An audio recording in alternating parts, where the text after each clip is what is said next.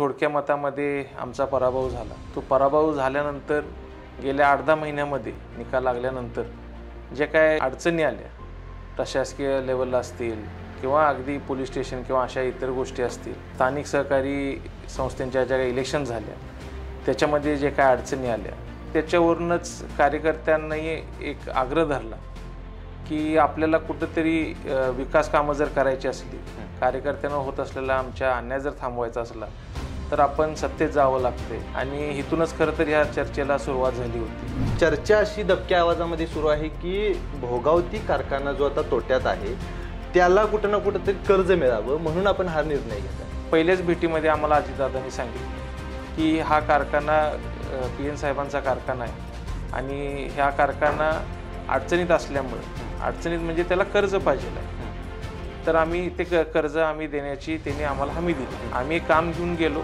आणि अजितदादांनी पहिल्याच भेटीमध्ये आम्हाला आश्वासित केलं की तुम्ही काही काळजी करू नका आणि ह्याला शासकीय आम्ही देतोय आणि तिने दिलीही। खरं तर त्याच्यानंतर 15 दिवसानंतर अजितदादांनी मला बोलवून घेतलं आणि मग त्यांनी हा पक्षप्रवेशाचा विषय माझ्यासमोर काढला। कारण मला त्यावेळी त्यांना मी सांगितलं की हा निर्णय माझ्या एकट्याचा नसणार आणि मी घेऊ शकणार नाही, मी माझ्या कार्यकर्त्यांशी बोलून त्यांच्याकडून जो काही निर्णय येईल तो आपल्याला सांगतो। मात्र आमची अजूनही जिल्ह्याचे नेते आदरणीय बंटी पाटील साहेबांच्या सोबत चर्चा व्हायची आहे। त्या चर्चेमध्ये तुम्ही असेल किंवा राजेशदादा पाटील असतील या तुम्ही एकत्र राहून चर्चा केली, या चर्चेमध्ये मग नेमकं काय घडलं? त्यांनी मला अर्थातच साहजिकपणे आग्रही केला की तुम्ही असा काही निर्णय घेऊ नका, तो पक्ष सोडायचा। तर मी त्यांना बोललो की ज्या कार्यकर्त्यांच्या जीवावर आमचा गट चालतोय, ज्या कार्यकर्त्यांच्या जीवावरच आम्ही या निवडणुकीला सामोरे जातोय, त्या कार्यकर्त्यांशी चर्चा करूनच आम्हाला निर्णय घ्यावा लागणार आहे। आम्ही त्यांना सांगायचा प्रयत्न करतोय, समजावून सांगतोय, खरं जर कार्यकर्त्यांनी आम्हाला कौल तसा दिला तर आम्हाला तो निर्णय घ्यावा लागणार असं आम्ही त्यांना सांगितलं।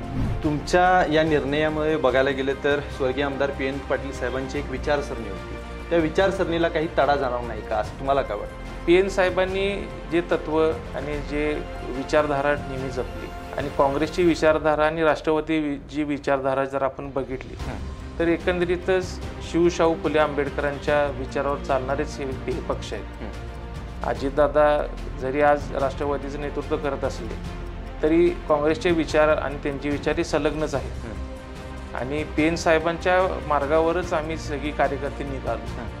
PN साहेबांनी त्यांच्या पूर्ण राजकीय कारकिर्दीमध्ये नेहमीच कार्यकर्त्यांसाठीच प्रयत्न केले, त्यांचीच कामं केली आणि आम्ही कार्यकर्त्यांच्या कामांसाठीच आज हा प्रवेश करतो। आम्ही जरी पक्ष बदलत असलो, एक नवीन झेंडा हातात घेत असलो तरी विचारधारा ही आमची PN साहेबांचीच असणार आहे। काही जणांचं असं मत आहे की या तुमच्या जो काही पक्षप्रवेश होत आहे या पक्षप्रवेशाला विधानसभा निवडणुकीची किनार आहे, त्याच्याबद्दल तुमचं काय मत आहे? आमचा हा जर गट पुढच्या 2029च्या निवडणुकीसाठी आम्हाला जर आमचा गट टिकवायचा असला आणि वाढवायचा असला तर त्यासाठीच आम्ही ही तयारी करण्यासाठीच खरं तर आम्ही हा पक्षप्रवेश करतोय। कार्यकर्त्यांवरचा अन्याय हा थांबवायचा आहे, कार्यकर्त्यांना जर बळ द्यायचं असेल, आमच्या मतदारसंघातली जी काय रखडलेली विकास कामं आहेत ती जर करायची असली तर आम्हाला हा निर्णय घ्यायला लागतोय। मी काल पत्रकार परिषदेमध्ये एक वाक्य बोललात की पारंपरिक विरोधक जो आमचा आहे तो विरोधकच राहणार। मग हे असं झालं की महायुतीमध्ये तुम्ही आता सामील व्हायला लागलाय आणि महायुतीमधलाच एक घटक पक्ष जो आहे त्यांच्यासोबत तुमचं वैर, मग हे पक्षश्रेष्ठींना रुचणार का?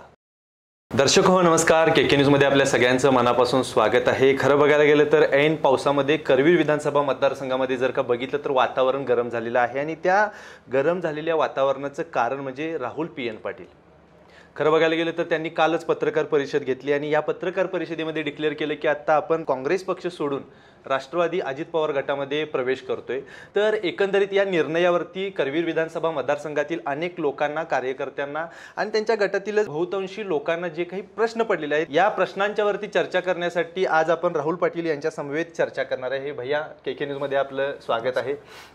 खरं बघायला गेलं तर माझा पहिला प्रश्न आहे की निर्णय जो आपण घेतलेला आहे तो कशासाठी किंवा का? खरं तर काल आपली पत्रकार परिषदेमध्ये हा मुद्दा मी सांगितला। एकंदरीतच आपल्या सर्वांना माहितीच आहे, माझे वडील आणि आमचे नेते स्वर्गीय आमदार PN पाटील साहेब यांनी त्यांच्या राजकीय आयुष्यातली 40-45 वर्ष काँग्रेस पक्षामध्येच घालवली। काँग्रेस पक्षामध्ये ते कार्यरत राहिले, जवळपास 20 वर्ष त्यांनी जिल्हाध्यक्ष म्हणून काम केलं। त्यामध्ये त्यांनी 6 वेळा विधानसभा इलेक्शन लढवली, त्याच्यामध्ये 2 वेळा ते विजयी झाले होते. खरं एकंदरीत त्यांचा जो राजकीय प्रवास झाला, त्यांनी ज्या गांधी घराण्यावरती आणि ज्या काँग्रेस पक्षावरती एकनिष्ठपणे काम केलं, त्यांचे कार्यकर्ते म्हणून राहिले. PN साहेबांच्या जाण्यानंतर अगदी अचानकपणे ह्या पूर्ण गटाची, ह्या मतदारसंघाची जबाबदारी माझ्यावरती आली आणि मागच्या विधानसभेच्या निवडणुकीमध्ये आम्ही उतरलो. गेल्या 5-6 इलेक्शनमध्ये PN साहेबांच्या जो काय प्रचार यंत्रणा आम्ही केली, त्याच्या पुढं 1-2 पावलं जाऊन आम्ही मागच्या वर्षी मी असेल, आमचे खरं तर माझ्या पुढं 2 पावलं आमचे सगळे कार्यकर्त्यांनी राबणूक केली. खरं अगदी थोडक्या मतामध्ये आमचा पराभव झाला. तो पराभव झाल्यानंतर गेल्या 8-10 महिन्यामध्ये निकाल लागल्यानंतर जे काय अडचणी आल्या, प्रशासकीय लेवलला असतील किंवा अगदी पोलीस स्टेशन किंवा अशा इतर गोष्टी असतील, स्थानिक सहकारी संस्थांच्या ज्या काही इलेक्शन झाल्या त्याच्यामध्ये जे काय अडचणी आल्या, त्याच्यावरूनच कार्यकर्त्यांनी एक आग्रह धरला की आपल्याला कुठंतरी विकास कामं जर करायची असली, कार्यकर्त्यांना होत असलेला आमच्या अन्याय जर थांबवायचा असला तर आपण सत्तेत जावं लागते आणि प्रवाहात जावं लागते. आणि इथूनच खरं तर ह्या चर्चेला सुरुवात झाली होती. गेल्या 5-6 महिन्यामध्ये ही चर्चा जोरात सुरू होती आणि नेमकं त्या सगळ्यामध्येच राज्याचे उपमुख्यमंत्री अजितदादा पवार ह्यांनी मला मुंबईला बोलवून घेतलं आणि त्याच्या पक्षामध्ये सामील होण्यासाठी सांगितलं. तिथूनच खरं तर ह्या चर्चेला खरं तर रंग आला आणि गेल्या 15-20 दिवसामध्ये सगळ्या कार्यकर्त्यांशी मी चर्चा केली, त्यांचं मत ऐकून घेतलं, त्यांचं काय म्हणणं आहे ते समजून घेतलं आणि कार्यकर्त्यांच्याकडून एकच सूर आला की आपण हा निर्णय घ्यावा लागतोय. आपल्या जर अडचणी कार्यकर्त्यांच्या आपल्याला करायच्या, पार पाडायच्या असल्या, विकास कामं जर मतदारसंघात करायची असली आणि एकंदरीतच आमचा PN साहेबांचा जो गट आहे तो गेल्या पुढच्या 4-4.5 वर्षामध्ये जर त्याला उभारणी आणायची असली तर आपण पक्ष बदलून हा पर्याय आपण निवडायला पाहिजे, असं खरं तर हा विषय आला होता आणि त्यामुळेच आम्ही ह्या निर्णयावरती आलो. नाही, आता तुम्ही सांगितलं की विकास कामं करण्यासाठी असतील किंवा कार्यकर्त्यांना न्याय देण्यासाठी असेल, हे एक ठीक आहे.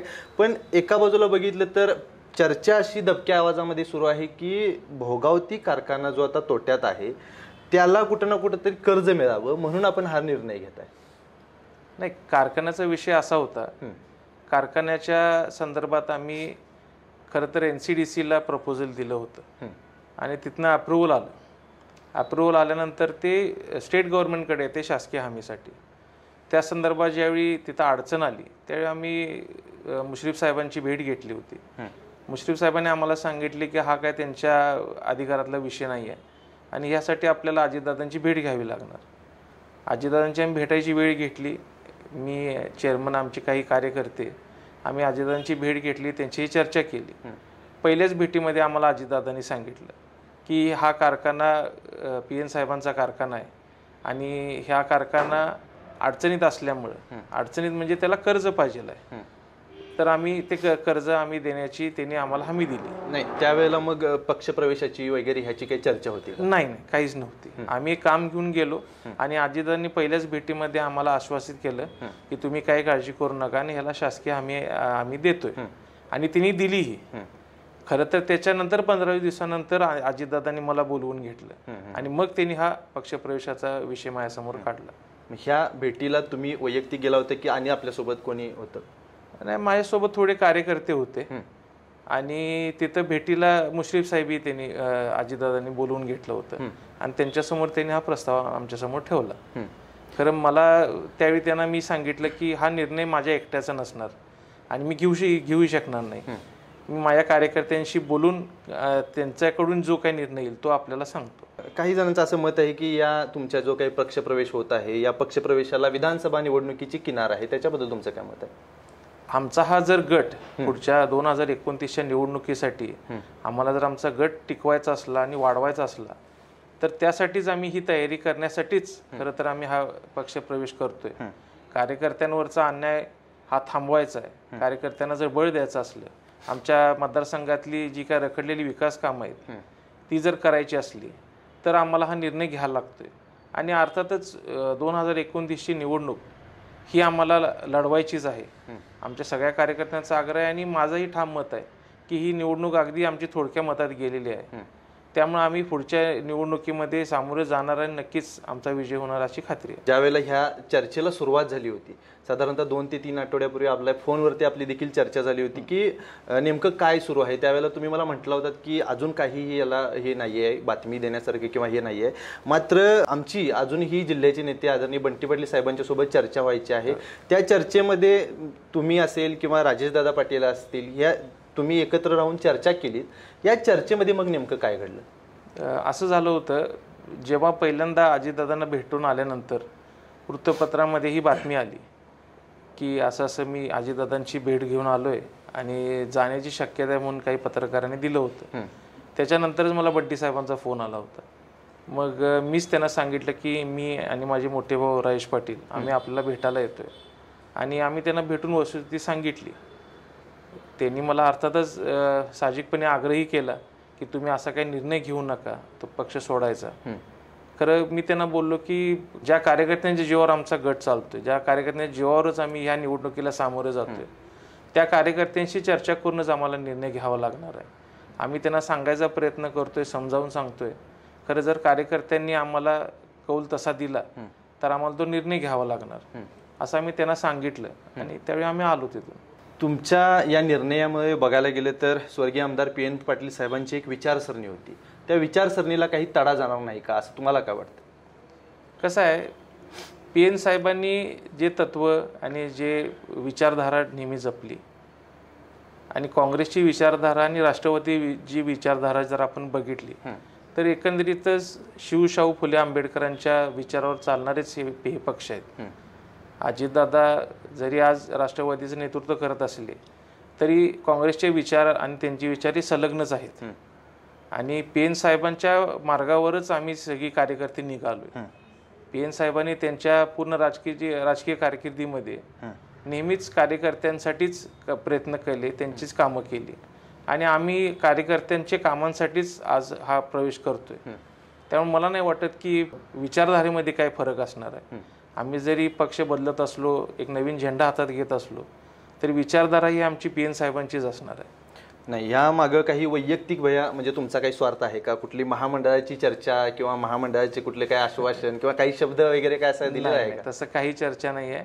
ज्या पद्धतीनं माझे वडील नेहमी काँग्रेसमध्ये निस्वार्थपणे कुठलीही अपेक्षा न ठेवता काम केलं, त्याच पद्धतीनं उद्या आम्ही अजितदादांच्याकडेही त्यांच्या नेतृत्वाखाली तसंच राष्ट्रवादीचं काम करत राहणार आहे. माझं फक्त त्यांना एवढंच एक आग्रह राहिला आहे आणि तुम्ही त्यांना ओपनली सांगितलं की आमच्या कुठल्याही कार्यकर्त्यांवर अन्याय होता कामा नये, आमच्या मतदारसंघातली विकास कामं झाली पाहिजे, ही एवढीच एक माफक अपेक्षा त्यांच्याकडे ठेवून मी चाललोय. नाही, मग आपण तिकडे गेल्यानंतर काय नेमका फायदा होणार आहे, मतदारसंघाचा असेल किंवा कार्यकर्त्यांचा असेल?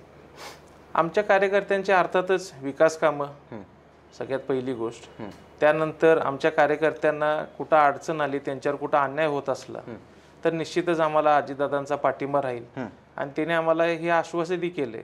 उलट त्यांनी आवर्जून एक गोष्टीचा उल्लेखही माझ्याजवळ केला की ज्या पद्धतीनं स्वर्गीय विलासराव देशमुख साहेबांचं PN साहेबांना नेहमी पाठबळ राहिलं, त्या पद्धतीनंच उद्या तुम्ही माझ्या पक्षात आला की मी आश्वासित करतो की तुमच्यावर तसेच माझं लक्ष राहील, तुमच्यावर आणि तुमच्या कार्यकर्त्यांवर कधी मी अन्याय होऊ देणार नाही, अशा प्रकारे अजितदादांनी आम्हाला सांगितलं. मगाशी आपण सांगितलं की निर्णय घेण्याच्या अगोदर मतदारसंघातील गावोगावी असेल किंवा जिल्हा परिषद निहाय असेल, मी बैठका घेतल्या. त्या बैठकीमध्ये मी कार्यकर्त्यांच्या सोबत चर्चा केली, लोकांशी भेटलो, बोललो आणि त्यांची मतं जाणून घेतली. त्यानंतर मी पक्षश्रेष्ठींना निर्णय सांगितला. मग त्या तुमची जी काही गाठीभेटी होत्या, त्या गाठीभेटीमध्ये कार्यकर्त्यांनी नेमकं असं आपल्याला काय सांगितलं की पक्ष बदलण्यासाठी हे गरजेचं होतं? कार्यकर्त्यांमध्ये खरं तर ज्यावेळी आम्ही गेलो त्यावेळी आम्ही अजितदादांशी झालेली चर्चा सांगितली. अजितदादांनी नेमकं आम्हाला बोललं, काय सांगितलं असंही झालं. काही बैठकींमध्ये अशी चर्चा झाली जसं तुम्ही आता बोलला की कारखान्यासाठी आपण हा निर्णय घेतोय का, ज्या लोकांना ह्या गोष्टीबद्दल संभ्रम होता. ज्यावेळी आम्ही सांगितलं की कारखान्यासाठी त्यांनी आम्हाला ऑलरेडी मदत केलेली आहे आणि त्यांच्या ज्यावेळी तो विषय क्लिअर झाला त्यानंतर मग बरेचशाच अडचणी कार्यकर्त्यांनी त्यांच्या बोलून दाखवल्या. स्थानिक पातळीवर काय अडचणी झाल्या असतील त्यांच्या, आमच्या काही संस्थेच्या, काही मतदारसंघातल्या सहकारी संस्थांच्या निवडणुका झाल्या, तिथं काही कार्यकर्त्यांना अडचणी आल्या. मगाशी जसं बोललो तसं प्रशासकीय कामांमध्ये बऱ्याचशा अडचणी आल्या. काही PN साहेबांवरती विषयी बोलत असताना PN साहेबांचं निधन झाल्यानंतर पक्षश्रेष्ठींनी भेट दिली नाही, ही खतखत काही कार्यकर्त्यांनी बोलून दाखवली. अशी अनेक त्याला कारणं होती. काही असं एखादं स्पेसिफिक कारण असं नव्हतं. खरंच बरीच कारणं अशी बोलून आम्हाला कार्यकर्त्यांनी दाखवली. आणि ज्यावेळी प्रत्येक तालुक्यामध्ये, खरं तर आमच्या मतदारसंघातले 3 तालुके असतील, आमचा जुना मतदारसंघातला राधानगरी तालुका असेल, अशा 4ही तालुक्यांमध्ये जिल्हा परिषद वाईज आम्ही बैठका घेतल्या. जवळपास 15-20 दिवस हा माझा दौरा चालला. कार्यकर्त्यांवर सगळ्यांच्या विचार ऐकून घेतले. आणि ज्यावेळी सगळीकडनंच एकाच गोष्टीवरती आग्रह झाला, त्यावेळी मग आम्हाला ह्या निर्णयाला सामोरं जावं लागलं. नाही, एका बाजूला बघितलं तर मग तुमचा वैयक्तिक काँग्रेस पक्षावरती काही राग आहे का? कार्यकर्त्यांनी जसं सांगितलं की ही काही कारणं तुम्ही सांगितलं आता, त्याप्रमाणे तुमचा वैयक्तिक काँग्रेस पक्षावरती मग राग आहे का? नाही, माझ्या पक्षावरती राग असायचा संबंधच येत नाही. माझ्या वडिलांनी ज्या पक्षामध्ये त्यांची हयात घालवली, मीही त्या पक्षामध्ये काही वर्ष काम केलं. जिल्हा परिषदला मी सदस्य त्या पक्षातूनच झालो. कार्यकर्ता म्हणून कार्यकर्त्यांच्या भावना मी समजून घेऊ शकतो. मी ज्या घरात वाढलो, माझे आजोबा असतील, माझे वडील असतील, त्यांनी नेहमीच काँग्रेसच्या विचारधारेची आणि काँग्रेसची निष्ठा ठेवली. खरं आम्ही सगळ्या कार्यकर्त्यांनी जी निष्ठा ठेवली ती PN साहेबांवरती ठेवली. त्यामुळे कार्यकर्त्यांचा आग्रह असा झाला की हे काही करून आपण आता आमच्यासाठी हा निर्णय घ्या. आणि शेवटी आमचं जे राजकारण आहे किंवा कुठल्याही राजकीय नेत्याचं जे काही राजकारण आहे ते कार्यकर्त्यांच्या जीवावरच असते. जर कार्यकर्त्यांचा आग्रह होत असला तर आम्ही त्यासमोर काही करू शकत नाही. आणि हे जे काय करायला लागलो ते आमच्या लोकांसाठी करायला लागलो. भैया, करवीरमध्ये बघायला गेलं तर PN पाटील गट असेल, नरके गट असेल किंवा इतर काही छोटे मोठे गट असतील, मात्र जे राजकारण चालते ह्या 2 गटांच्या मध्ये चालते. आता बघायला गेलं तर तुम्ही काँग्रेस सोडून राष्ट्रवादीमध्ये प्रवेश करताय म्हणल्यावरती एक 3रा गट आता उदयास येणार. आणि ह्याचा तोटा तुम्हाला किंवा तुमच्या गटाला होईल असं तुम्हाला वाटतंय किंवा काय वाटतंय याच्याबद्दल? आता आम्ही निर्णय हा घेतलेला आहे खरं तर, आणि कार्यकर्त्यांच्या म्हणण्यानुसारच आम्ही हा निर्णय घेतलाय. त्यामुळे त्या गोष्टीचा विचार मी काही केलेला नाही आहे. निश्चितच जे PN साहेबांवर निष्ठा ठेवलेली लोक आहेत, PN साहेबांवर प्रेम करणारी जी काही कार्यकर्ते आहेत, ती सगळी माझ्यासोबत राहणार आहेत. त्यामुळं जे काय होईल ते पुढे बघता येईल. आता काय वाटतंय मग किती टक्के लोक उत्स्फूर्तपणे आपल्यासोबत येतील? आतापर्यंत जेवढी काय माझी लोकांशी चर्चा झाली आहे, गेल्या महिन्याभरामध्ये जवळपास मी बोलतोय, भेटतोय, त्याच्यामध्ये मला नाही वाटत की ज्या लोकांनी PN साहेबांवरती नेहमी निष्ठा ठेवली आणि PN साहेबांना दैवत म्हणून जी लोक काम केलं, त्या लोकांमध्ये असं कुठेही आता संभ्रम अवस्था नाही आहे किंवा त्या लोकांमध्ये हा विश्वास आहे की आपण हा जो निर्णय घ्यायला लागलोय हे ना निश्चितच आपल्या गटाला एक नवीन उभारी येणार आहे. त्यामुळे बहुतांश लोक उद्याच्या ह्या कार्यक्रमाला आमच्या उपस्थित राहणार आहेत आणि राहून माझ्याबरोबरच ते प्रवेश करतील अशी मला खात्री आहे. एकीकडे बघायला गेले तर तरुणाईचा थोडासा ओघ दिसतोय आपल्याकडे उत्स्फूर्तपणे येण्यासाठी, मात्र जी जुन्या विचारधाराची काँग्रेस विचारधारेची जी काही माणसं आहेत त्यांना तुम्ही हा तुमचा निर्णय कशा पद्धतीने पटवून देणार आहात? खरं तर सुरुवातीला जसं आता तुम्हाला माहिती आहे, सुरुवातीला ज्यावेळी आमच्या चर्चा होत होत्या युवा कार्यकर्त्यांच्यातनं हा खरं तर आग्रह जास्ती होता. त्याच्यामध्ये काही कार्यकर्त्यांचा असा एक संभ्रम होता, काही ज्येष्ठ कार्यकर्त्यांचा, जसं तुम्ही म्हटला तसं. खरं हळूहळू जसे आता दिवस जायला लागलेत, हे पक्षांतर करणं का गरजेचं आहे किंवा हे जसं पटल तसं आता ह्या अलीकडच्या काही दिवसांमध्ये आम्ही बघतोय की बरेचशा ज्येष्ठ कार्यकर्त्यांत सुद्धा हेच मत पडा लागले की बाबा खरोखर हे आपल्याला हा निर्णय आता घ्यावा लागतोय आणि कुठंतरी आपण एक दिशा नवीन घेऊन आपल्या गटाला उभारणी करण्यासाठी आपल्याला हा निर्णय घ्यावा लागतोय. आणि मला नाही वाटत की ह्याच्यामध्ये आता ज्येष्ठ कार्यकर्त्यांमध्ये सुद्धा काय फारसा त्याचा आता हे राहिला असेल. जेवढं आता मी रोज भेटतोय किंवा अजूनही माझे दौरे चालू आहेत, मी गाठी भेटी घेतोय, तर आता आमच्या ज्या बैठका असतात त्याच्यामध्ये आमच्या सर्व वयोवर्गाचे कार्यकर्ते त्या बैठकीमध्ये सामील आहेत. मग विचारधारा घेऊन चाललाय, दिशा नवी घेऊन चाललाय, तर हे घेऊन जात असताना व्हिजन काहीतरी ठरवलं असाल या मतदारसंघाच्या दृष्टिकोनातून. साहेबांनी 10 वर्ष आमदार असताना ह्या मतदारसंघाचा विकास केला, कायापालट करण्यासाठी भरपूर प्रयत्न केला. तुम्ही असं काही व्हिजन ठेवलेलं आहे या मतदारसंघाच्या दृष्टिकोनातून उद्या ज्याच्यासाठी हा तुम्ही निर्णय घेताय? अर्थातच विकास कामं जी काय राहिलेली आहेत आमच्या मतदारसंघाची असतील, जे काय अडीअडचणी असतील त्या प्राधान्यानं पूर्ण करण्यासाठी मी ह्या प्रयत्नशील राहणार आहे.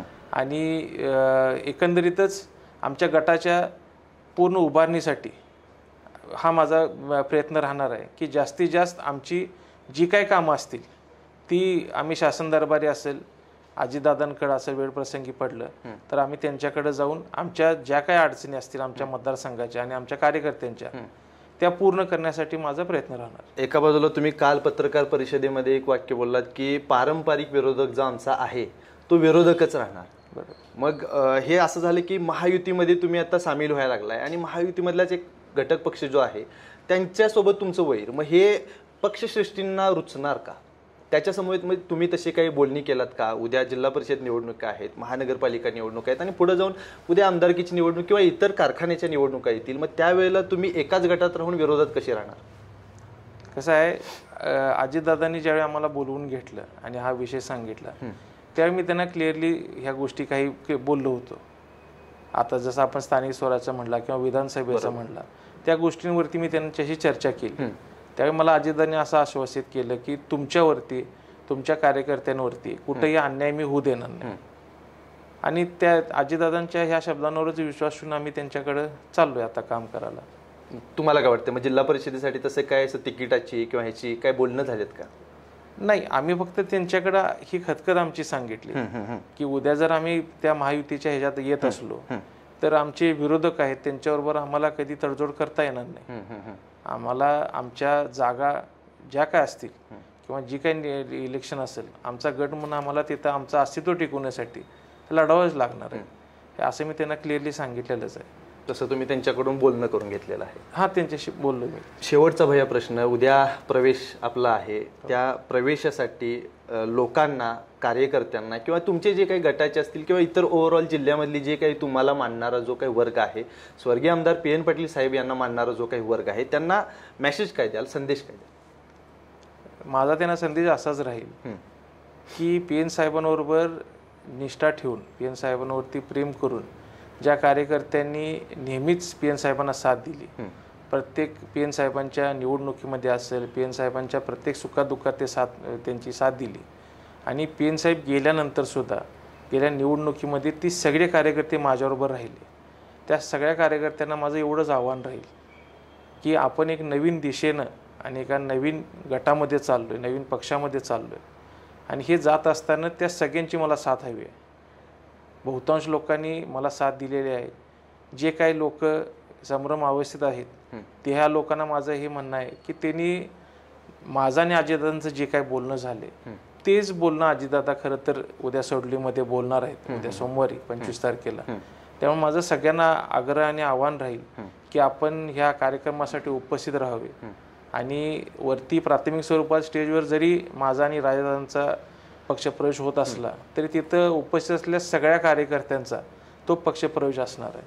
त्यामुळे माझं सगळ्यांना आव्हान असणार आहे की आपण उद्याच्या 25 तारखेला सोडलीमध्ये या कार्यक्रमासाठी मोठ्या संख्येनं उपस्थित राहावं आणि हा ऐतिहासिक जो क्षण आहे आमच्या गटासाठी, एक नवीन दिशेनं आम्ही चाललोय, त्याच्यामध्ये सहभागी सगळ्यांनी व्हावं एवढी माझी त्यांना विनंती राहील. खरं बघायला गेलं तर करवीर विधानसभा मतदारसंघ आणि या विधानसभा मतदारसंघामध्ये मी मगाशी म्हटल्याप्रमाणे गरम झालेलं जे काही वातावरण आहे त्याचं मेन कारण म्हणजे राहुल पाटील. आणि आज आपण खरं बघायला गेलं तर लोकांच्या मनाला पडलेले जे प्रश्न होते, कारण स्वर्गीय आमदार PN पाटील साहेब यांना फक्त मतदारसंघच नाही तर पूर्ण जिल्हा आणि ओव्हरऑल महाराष्ट्राचं एकमेव हे उदाहरण होतं आणि त्यांचे जे चिरंजीव आहेत त्यांनी आता पक्ष बदलत आहेत आणि हा ओव्हरऑल महाराष्ट्राचा मोठा प्रश्न होता. तरी राहुल पाटील यांनी आपलं जे काही मत आहे त्यांनी आपल्या समवेत बोलताना व्यक्त केलेलं आहे. तुमच्या या पुढच्या वाटचालीसाठी आम्ही भरघोस अशा शुभेच्छा देतो आणि तुर्तास तरी या व्हिडिओसह मी इथं थांबतो. KK news चॅनलसाठी cameraman Sachin Warekar यांच्यासह मी अभिजित.